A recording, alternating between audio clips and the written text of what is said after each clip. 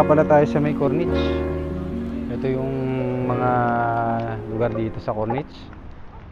Kasi,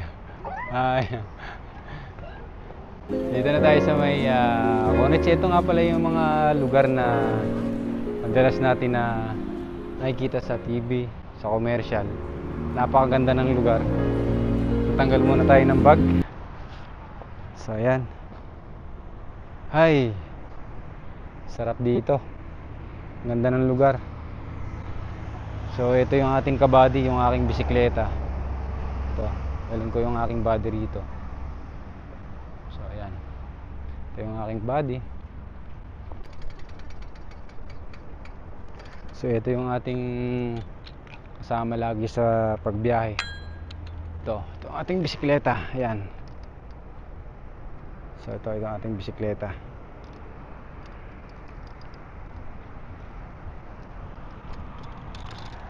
So pauwi na rin tayo. Pauwi na rin tayo maya-maya ng konti. So atin muna nating sulitin yung chances na makapag video rito sa Corniche. So ito yung kanilang pinaparentahan ng mga bangka. So interviewin natin tong nagbabantay kung magkano ba yung renta dito sa bangka. Bye, no problem. Ask you question. How much the rent for the boat? I'll make for the vlog. Yes. This one person 20 real per okay. So 20 real. So yung ride nila dito sa bangka is 20 real. So per person. This have this only 10 people. Only 1 person 20. 10. 5 people 1 person 20. 20 real 5 person. 30 minutes. 30 minutes. Yes. So 30 minutes. So 20 real for 30 minutes. Then how many person will go ride? 5, 10, 20. If going, Yes. start should be 20 minimum. How many person? 20 but 20 only 20. 20 people. 20 people. Yes. Okay. 20 people 10 people no problem. 20 people, 10 people.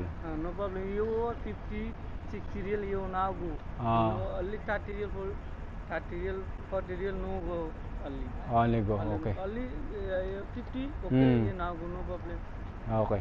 So yung pagra-ride raw dito sa bangka is 20 real for 5 person. At least 10 person or 20 person para makapag-ride dito sa boat. So 20 real lang each pagra-ride. Thank you, bye. Thank you, brother. Thank you, brother. I will. So Philippines. So What's your name? yeah, What's your name? Gabriel. Gabriel. Gabriel. So thank you, bye. So balik na tayo. In-interview natin yung nagpaparide ng bangka rito. So sa ating kaibigan. So salamat. Thank you, brother. Thank you. So we'll go now back to the next. So doon tayo, punta tayo sa kabila. Lakad-lakad lang tayo ng rito sa may bandang dagat. So yan, maraming bangkang pinarerentahan dito.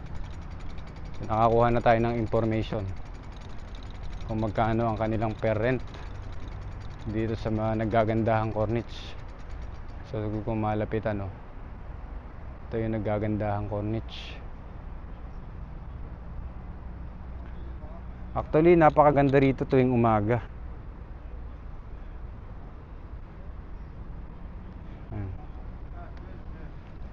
Ganda rito tuwing umaga kasi pag sa umaga ka, medyo maaraw. Maraming nagja-jogging dito. Iba-ibang lahi yung nandito. So iba natutulog dun sa damuhan, pwede naman matulog. Ang sarap magbaon dito, magkakape ka, mag-unwind ka. So marami ka ring makikita mga kabayan dito. So ayan, marami rito makikita mga kabayan. So ayan, nagre-refresh sila. Ayan, may mga kabayan dito.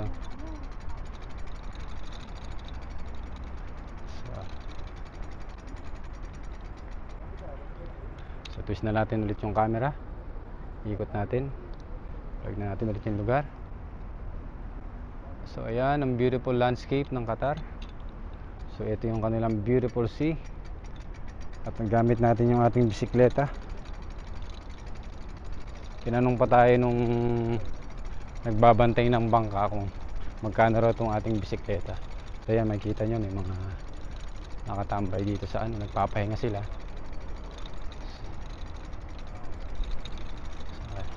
Lakad-lakad lang tayo.